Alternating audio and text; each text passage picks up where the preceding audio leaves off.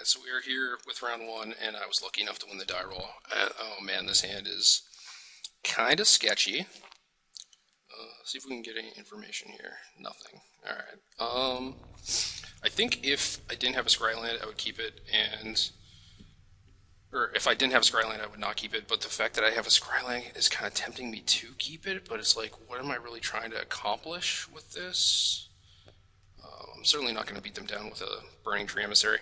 But I feel like if we get any other threat, we're probably pretty good. Like, we can clear the way pretty well. I think like the first one kind of takes out their first guy, and maybe the second one we get to overload. So I'm going to keep this. I'm not super happy about it, but so definitely don't want that mountain. Need like a Reckoner or something. An island is not a good sign, and drawing a second Nykthos is certainly not good either. This game is not going well. I can't imagine he has too many creatures in his deck with basic island, but could just be a bad devotion draw. We'll see. Okay. So our mortars are live. That's good.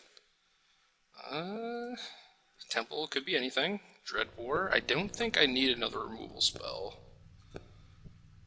Like I said, I think we just need threats here. So just gonna blow that guy up.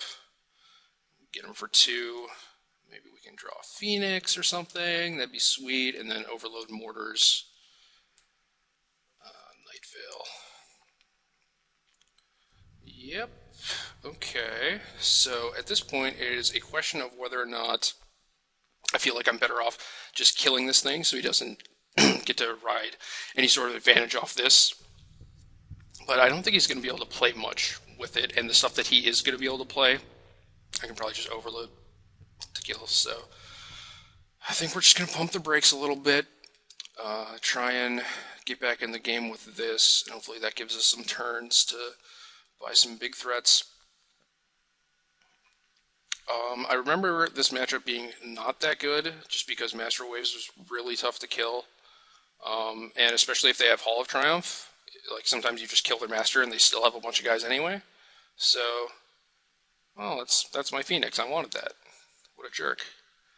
But yeah, I mean, if like I have some ultimate prices, but not a ton. Like if I was super worried about this matchup, I would have more prices, potentially even instead of the Dreadbores.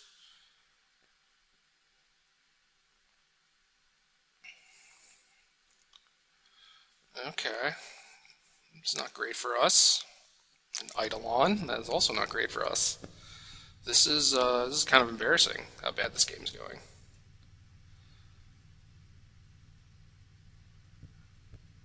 I don't even know if I want to cast this. I think I have to, though. I think I'm just going to play this and block with it. But we'll see. Phoenix would have been a much better draw, so thanks, Night Veil.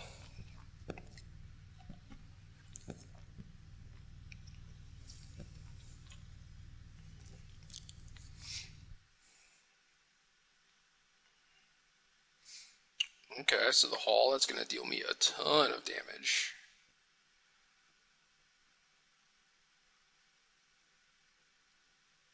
Mutavault's also an elemental, so getting pumped by Master Waves, which is unfortunate. I can't just single block it to take it down, so 3, 6, 9, 12, 15, 18 damage, so I have to go block.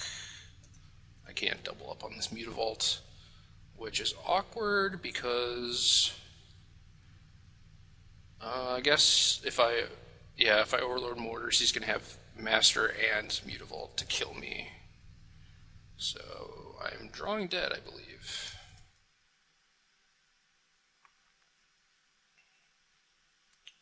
And yeah, that was it. That was a terrible draw. But again, I kind of deserve it for keeping the hand. I'm not even sure if that hand's a mulligan. Like, I don't think it's bad. It just didn't pan out. So I definitely want the prices. Searing Blood, Dreadbore, and the Anchors are consideration. Maybe Chandra, depending on like how many 1 toughness guys they have. They don't have many. It's just like Judge's Familiar if I get to snipe a Cloudfin Raptor somehow. So I'm pretty sure these are not great. I don't mind keeping in the hammers against decks like this. It might not seem like it gets super grindy or whatever, but like the haste can help you a lot, and also just being able to make a bunch of 3/3s is also not that bad. It's just good to have a mana sink in matchups that are not super fast, and this one is definitely not. So, how much do I care about killing Tidebinder Mage? That's kind of the question. It's like whether or not I want these Searing Bloods or not. It's like we are very much like a resource based deck. Like I need a bunch of things in play providing devotion for my deck to actually work, or work well at least. So if I board in a bunch of removal and board out a ton of creatures, I become like this weird, awful mid-rangey deck, and I don't really want to do that.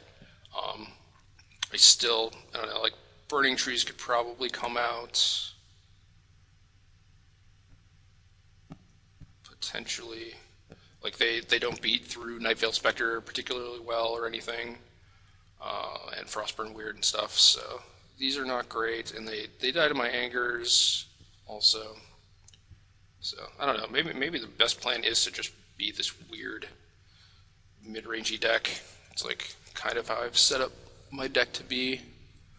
So some Searing Bloods for Tidebinders, and then like this, and I don't know. It's weird because you get into like if the deck looks like this, then I'm pretty weak to rapid hybridization because I don't have a lot of threats.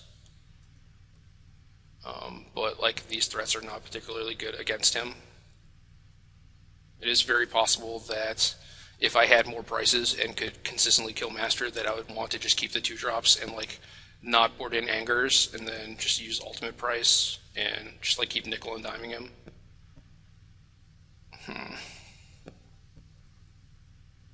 Yeah, Dreadbore's better than a Searing Blood. I don't think I want those Chandras, so yeah, I think this is the best I can do. I could potentially cut a land to cut a Nykthos,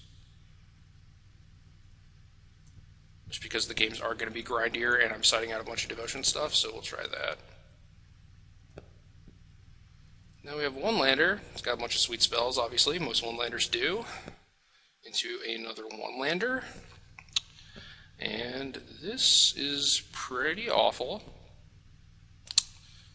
If that was a temple, I'd be tempted to keep it because maybe I could, recover with an anger and then start playing some fatties. I think I have a better chance to win mulling to 5 though, just having a reasonable hand. It's like so much has to go right for me to win with this hand, but this is, these are the cards that I want to draw in this matchup, so I don't know. I feel like mulliganing is better though.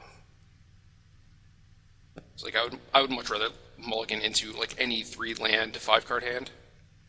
Jeez.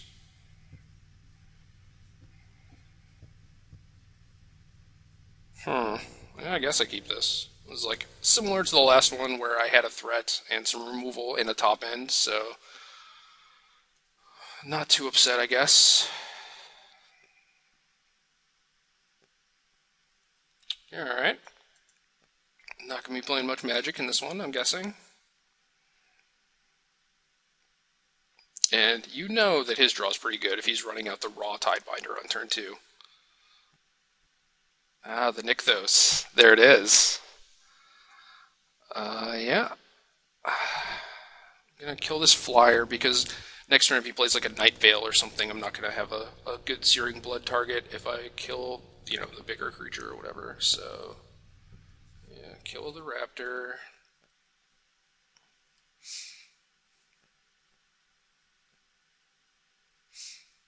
I don't know what best case scenario here for me is. Obviously drawing a red land to get things started, but if he's willing to play Tidebinder on turn 2, things do not look good. Yeah, I'm pretty dead. We'll just keep playing though. We'll see what happens. Maybe he'll get to play more of my deck with his low Nightveil Spectre than I will with my 5 card hand.